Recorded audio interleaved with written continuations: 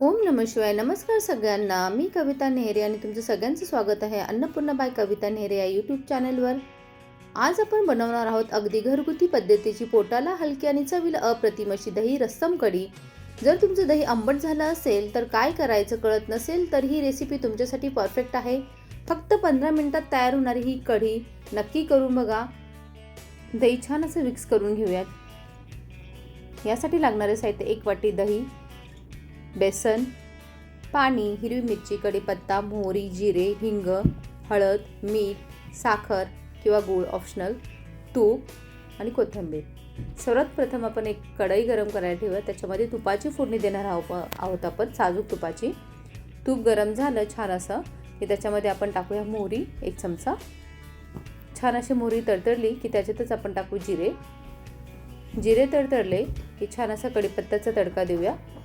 छान असा तडक्याचा असा फोडणीचा अरोमा छान असा सुटतो, सुगंध घरभर. फोडणी जितकी चांगली तितकी छान आपली भाजी होती कुठलीही. यामध्ये हिंगही टाकायचा आहे, माझ्याकडनं स्किप झाला आहे.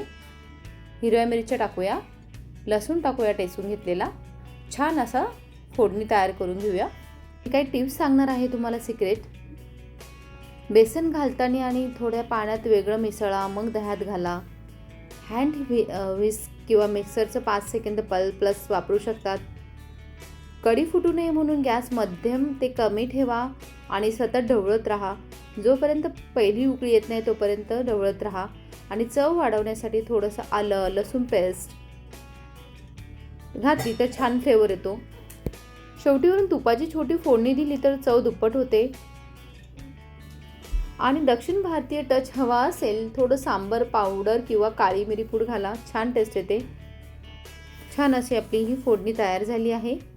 आणि अजून एक टिप, थोडंसं हिंग टाकूया, अगोदर स्किप झाला होता.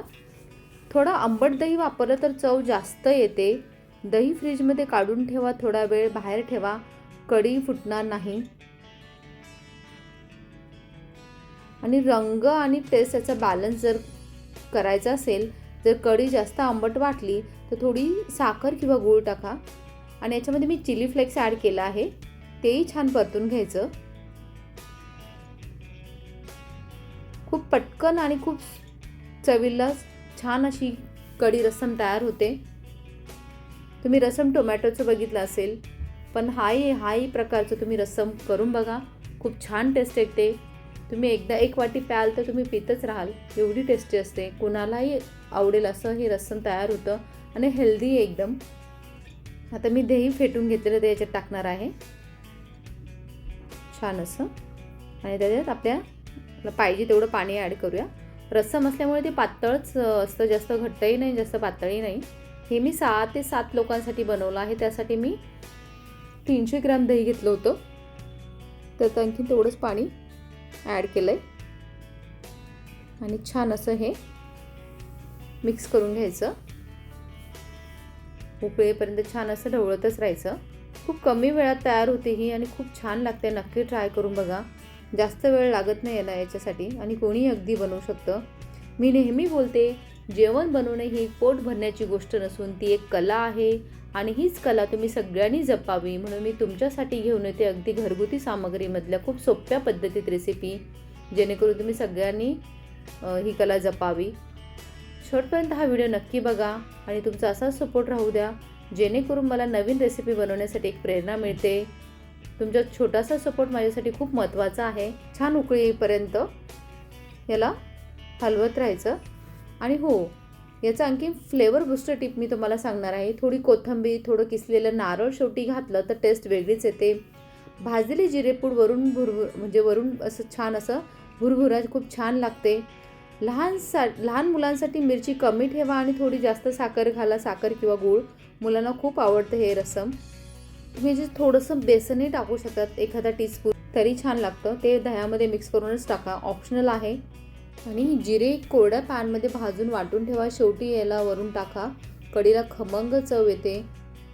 कढी स्मूथ हवी असेल तर दही प्लस बेसन कढी म्हणजे रस्सम मिक्सरमध्ये 10 सेकंद ब्लेंड करा. रस्सम किंवा कढी तुम्ही जेव्हा दह्याची करत असाल सिल्की टेक्स्चरचे होतं. आणि रंग वाढवण्यासाठी तुपात काश्मीरी लाल तिखटाची फोडणी दिली आणि रंग खूप सुंदर येतो. आणि थोडी काळी मिरी, धनेपूड, चिमूटभर सांबार मसाला घाला.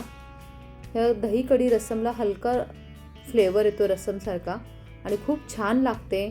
आणि सांगितल्याप्रमाणे दही जर खूप आंबट असेल तर 1 चमचा दूध किंवा त्याच्यामुळे चव बॅलन्स होते. आणि ही कढी उकळी येईपर्यंत सतत ढवळत राहा, नाहीतर कढी फुटू शकते. गॅस कायम मध्यम कमी ठेवा आणि शेवटपर्यंत उकळी येईपर्यंत ही रस्सम छान असं हलवत राहा आणि खूप छान लागते हे. आणि याचं जर प्रमाण सांगायचं बोललं तर 1 कप दही तर 2 कप पाणी, हा रेशो पाळलात तर ही रस्सम ना जास्त घट्ट ना जास्त पातळ होते. आणि सेम थिंग तुम्ही कढीला हा रेशो वापरू शकतात.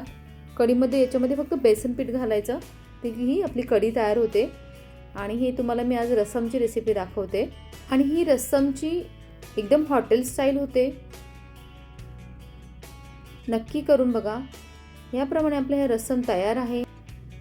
ही रस्सम तुम्ही फ्रीजमध्ये ठेवू शकतात. पुन्हा गरम करताना थोडंसं पाणी घालून उकळी आणा, टेस्ट छान लागते. आणि ही गरम भात प्लस तूप, मूग डाळची खिचडी, साधी भाजी भाकरीसोबत सुद्धा खूप छान लागते. नक्की ट्राय करा. तुम्ही रस्सम कसं बनवतात किंवा कढी कशी बनवतात, काही वेगळी टिप असेल तर कमेंट्समध्ये नक्की सांगा. तुमचे कमेंट्स मला पुढच्या व्हिडिओमध्ये प्रेरणा देते.